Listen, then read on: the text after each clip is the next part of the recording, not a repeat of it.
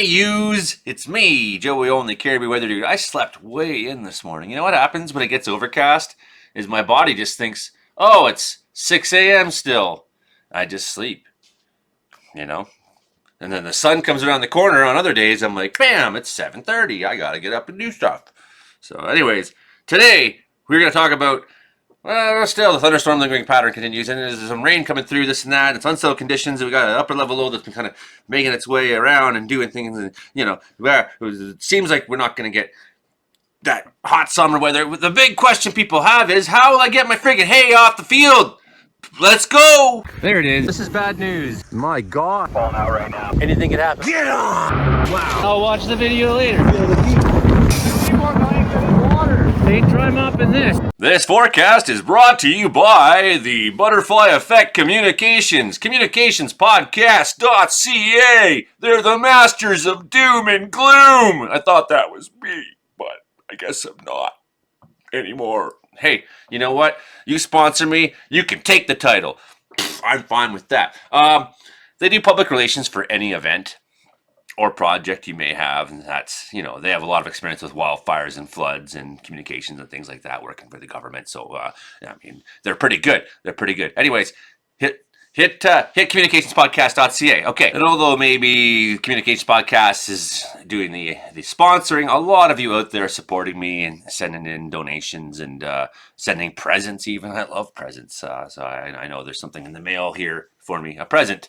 That includes some handmade skin lotion for firefighter hands and things like that. So I love presents. So thank you everybody who's supporting me out there. I really do appreciate it. All the Patreon members, all the channel members.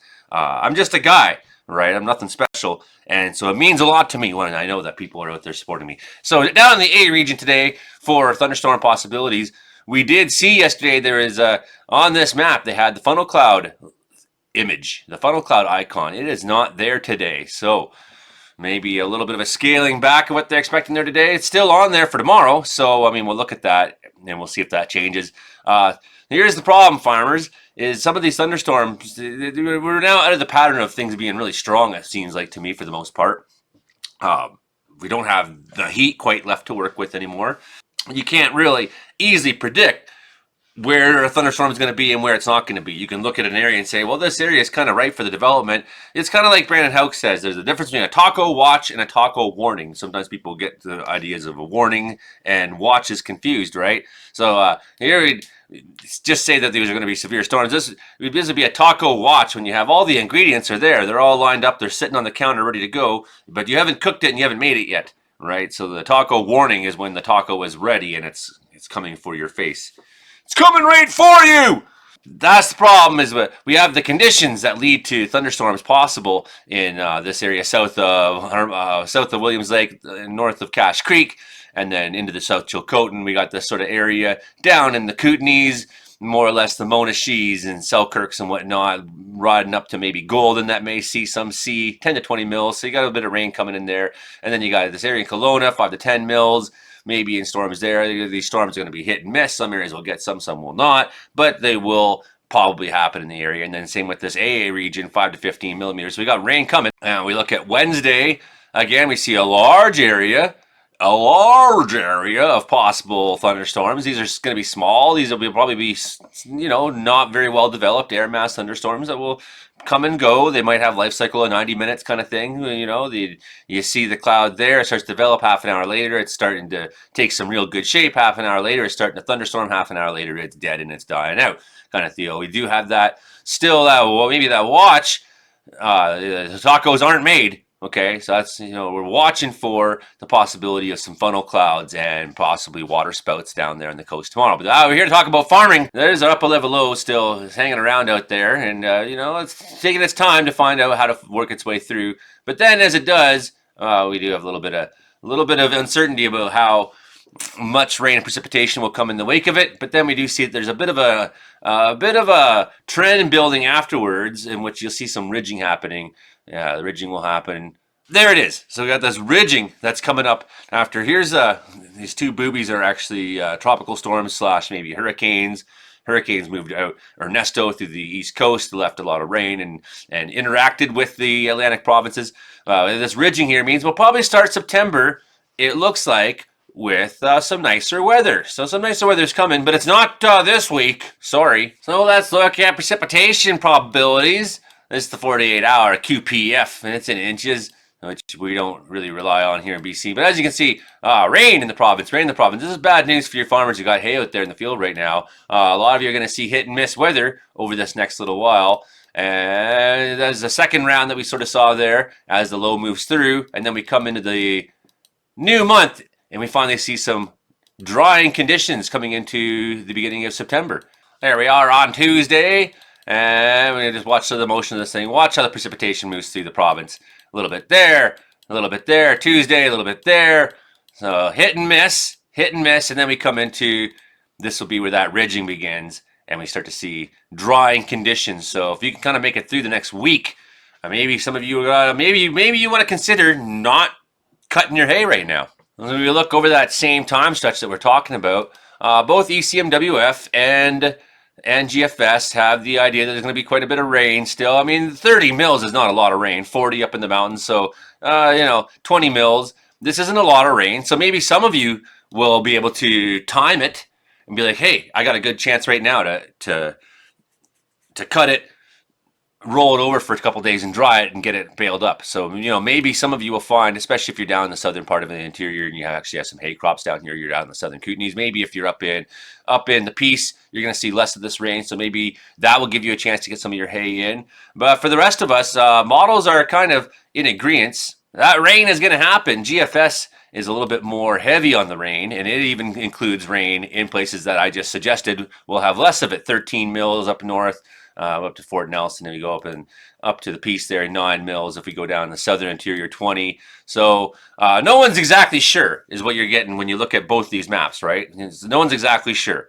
ECMWF's a little bit less, and GFS is a little bit more. And GFS has some of those places getting pretty good rainfall amounts. So we're getting close to 50 mils there. We're talking about good rain, good healthy rain. Maybe not fire season ending rain yet, but we're moving towards that, right? We're moving towards the conditions where things are cooler at night, things are more humid, and blah, blah, blah, blah. Let's look at rain and thunder moving through on the ECMWF. This pale blue dot on it is every restaurant that makes you breakfast. Okay, so there's our upper level low. There it is, sitting right there. You can see it clear as day. It's sitting there just off the coast of Vancouver Island. That's part of the guy that's making things so it's sending different things at us for sure. It makes it very unpredictable to decide exactly how things are going to time up and line up and when, because you got this sort of storm that's as it moves, it's bringing different kind of weather from different locations and whatnot. So we do have sort of a flow, got a flow from this low up north that's pushing stuff into the central interior, but in the meantime you got this guy is bringing some of southerlies a little bit more than less, and so there's some clash there that's still possible for thunder and lightning and things like that. Tuesday, slight risk maybe for Vancouver coast mountains, lower part of Vancouver Island. Stronger chance there for Vernon and south down to Osoyoos perhaps, and then maybe over to the Monashees and Kootenays and things like that. So we're kind of watching for that today, and you get some of these weird icons showing up here within these storms where occasionally it just shows us sort of the image of freezing rain and things like that, and sleet and mixed precipitation. So the upper air dynamics are probably quite cold up top. We can have a look at that in a minute. We're going to have to look at temperature, I guess, to give you a good farmer's forecast. There it is again, right? So that's helping make for storm possibility. They got warmer air coming in below, but the upper level low up top is very cold. So you got this pretty good clash going on there between the two, right? So that is helping to, I don't think anyone is going to seriously see any real precipitation like that. But here we go on Wednesday. There's a lot of rain. There's a lot of rain there. That low is sitting centered on the Caribou, sitting right over Quinn Isle, sitting right over Williams Lake. To Wednesday, looking at that, I don't think these are strong storms. They're mostly rain-heavy storms up in the Caribou. So Caribou, you're going to get a lot more rain still. It's looking good for some of that rain to maybe hit some of our fires up north, I'm hoping. Hopefully some of this stuff makes its way a little bit further north and hits those guys up by Tweedsmuir Park, because some of those fires have been really torching off there, making a lot of smoke. And people are pretty concerned about a couple of the ones up there near Fort James and whatnot. There's one about 35 kilometers from there that Fort St. James residents are wary of. But I mean, I could try to warn you, it's far away and it's late in the season, right? So we don't get too worried about a fire that's 35 kilometers away at this point of the year. Now, if it's the middle of June and you got one torch off and you got a heat wave coming, you'd be like, wow, we got a lot of summer left for this fire to do what it wants. But as we see overnight on Thursday, I mean, that upper level low is still sitting there off the coast. It's not exactly sure where it wants to do. And it's going to send more moisture down there. Coast Mountain's going to get it pretty good. So we got like a week where it's actually pretty hard to predict who is going to get the goddamn rain and who is not. Looking for thunderstorms Friday, Cache Creek, Kamloops, all the way down, Penticton, of course, into the Kootenays. You're going to see thunderstorms there. And as you see, temperatures this week are not very warm, right? Humidity values are going to be up. There's some moments like Thursday afternoon where maybe if you're around Vernon, you could see some 22s and things like that. But this isn't the kind of weather that's going to dry your hay out really easily. Pretty warm over in Alberta and Saskatchewan. They're getting the 30s right now coming into the weekend, right? We'll be a little bit warmer as we come into Friday. That's nice. Warming a little bit. Maybe that'll be a time where you can get some hay off, depending on where you live, right? But as we know, a lot of that precipitation is moving through, and we get looking out to the next week or so. We're not seeing any real warm weather that's going to like just make your hay super dry, super fast, right? It's these afternoon humidex values that will make it possible for you to get hay in or not, right? This is the really dry air sucks the moisture out of things, right? That's why if you go to Ontario and you're sitting there in that very humid, hot weather and you're sweating and the sweat can't evaporate because there's no room in the air for more moisture to be added to it, right? And it cannot accept your sweat. Well, that would be sort of the case if you were sweating over here with 94% humidity up through Campbell River. So a big part of the Caribou looking pretty humid there. Whereas at least in the southern Ontario, you might get some drying trend through the week. 35%, I mean, that's not super low humidity, but that's enough that will help that afternoon drying of your hay and whatnot. Thursday looking a little drier again.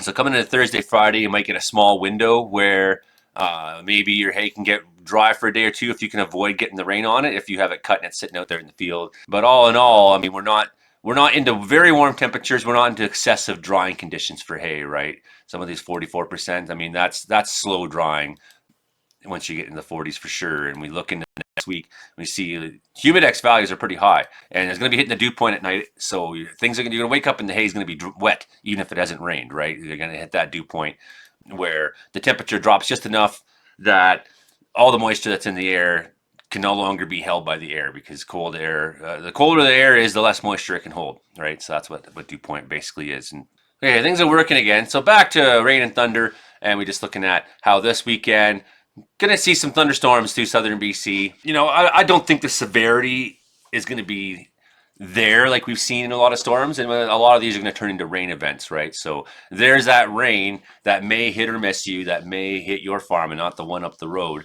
That makes it very difficult for me to give you an exact forecast and be like, well, if you live here, you're probably fine, because as we saw, you know, GFS models seem to think more southern BC, ECMWF models seem to think more the central BC, and that would leave the Peace and southern BC out. So I mean, who's going to be right? Only time will tell. You know, until we get towards the 27th, 28th, 29th. I mean, that give or take a day, because that's what always happens, give or take a day. I mean, you look out 10 days from now, you can't be like, whoa, okay, well, on the 29th, it's going to change for sure. Well, no, but this gives us a bit of an idea, a bit of a picture of what's the possibility for change. Anyways, that's all I got for you today. Hit like, share, subscribe. Thank you to everybody who's been supporting me and sponsoring me. Thank you to Butterfly Effect Communications. Really appreciate your support. And thanks to all the good people out there everywhere who keep me forecasting in one way or another. All the encouraging, even leaving a comment and even leaving a comment and sharing and liking. Those are things that you can do for free that help my channel grow and help me. Okay, that's all for today. Bye now.